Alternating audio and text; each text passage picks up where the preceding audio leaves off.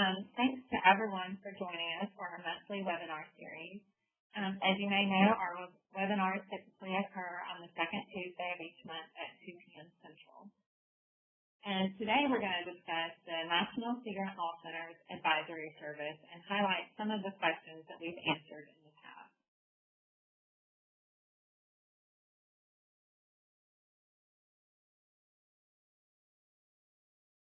So first of all, what is the Advisory Service? And as it says here, it's a legal research service available to the Sea Grant Network and its constituents to answer legal questions.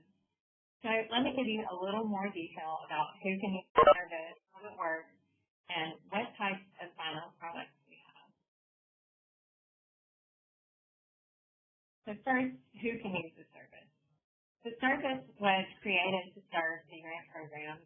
So we certainly take questions from Sea Grant personnel listed here, but that doesn't mean that we only answer questions directly from Sea Grant employees. Sometimes a question relevant to Sea Grant work may be raised by a state agency or local government, and we consider those types of requests, but they must be submitted through Sea Grant program personnel. And we do ask that when Sea Grant program personnel submit a question that the employee notify his or her Sea Grant director prior to submitting the request. And I should also mention that, as many of you know, some Sea Grant programs have their own Sea Grant legal programs, such as Mississippi, Alabama, Louisiana, Rhode Island, North Carolina. And in case one of those states asks a question, we may refer you to those programs first just to make sure they get a chance to answer. So now that we know who can submit a request, what's next? When someone contacts us with a question, we usually work with the requesting person or program to identify the legal question that needs to be answered. And then our staff attorneys, and sometimes we have law students, perform legal research using online legal databases and other sources. And we'll also work with the requesting program to decide what type of final product makes the most sense for the research that we're doing. Sometimes they take a variety of forms, including formal memos, white papers, fact sheets, and presentations. Most often, we'll write up a memo that explains the question and contains our research. And those are usually anywhere from 2 to 10 pages. But sometimes we find that the question can't be answered in a memo in a few pages. And so the request turns into a longer research paper or a white paper. And sometimes the Sea Grant programs would like something in a format that they can use for outreach, like a fact sheet, and we'll do that as well. And I should mention that with all of these products that the Sea Grant programs can share the research however they'd like, and we post those final products on our website as well. Okay, so now that I've kind of explained how it works, I want to talk a little bit about what types of subjects we address through the advisory service. And this word cloud, shows topics covered over the past 5 years. And the larger words represent topics that have been the most frequently asked. And as you can see, aquaculture is a big one. Invasive species is another big one. Personal liability is something that we get frequently.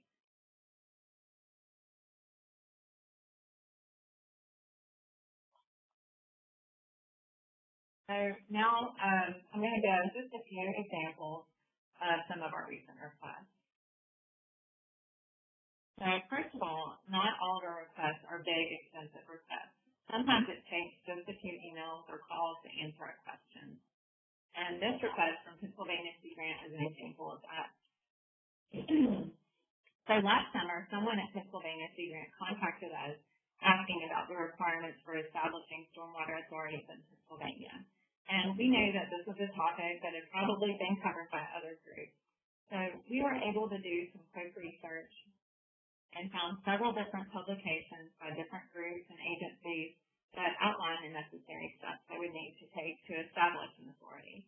And we shared those publications with the Sea Grant staff, and that was exactly what they needed. So in that instance, it was a quick request, and we didn't have an official final product to post.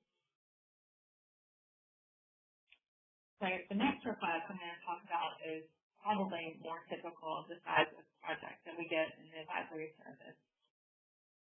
This one was from Maine Sea Grant, and in this instance, an employee of the Maine Department of Environmental Protection was concerned that there were 2 tidal energy projects proposed in Maine that could potentially affect the time and duration and level of high tide. He was curious about whether the developers of the tidal project should obtain an easement from the waterfront property owners for the changes to the tide, since the project could alter the property owner's ability to use the shore. So we wrote up a memo outlining Maine state law with regard to property ownership along tidal waters, as well as state law regarding hydropower.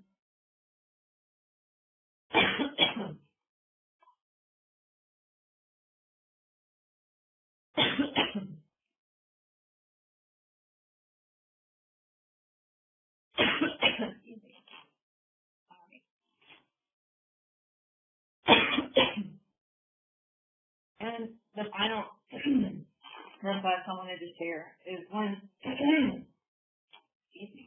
that led to us working on a much larger project. And this request relates to derelict fishing gear. As y'all may know, lost and abandoned nets and fishing equipment can damage ecosystems and impact navigation, damage active fishing equipment and boats. So it's important to remove the derelict gear.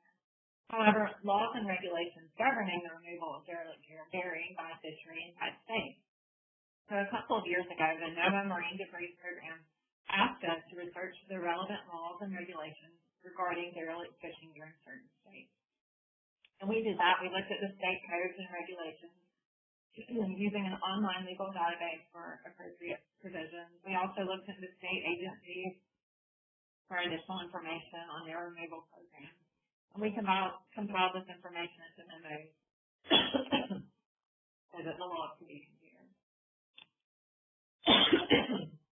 And recently, this research led to a larger project that we're working on now.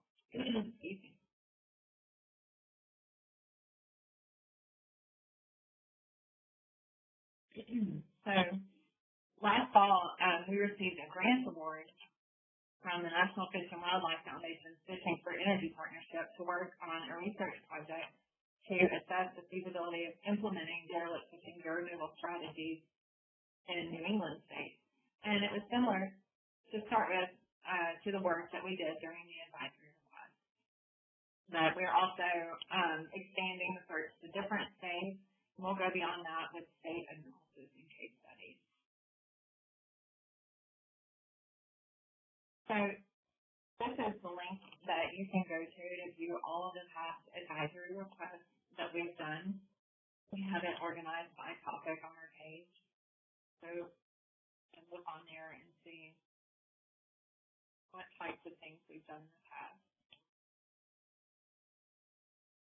So if anyone has a request, they are welcome to contact me or any member of our staff. And also, we will take questions from anyone about how the service works or anything else. So I'll just go ahead and open it up if anyone has anything.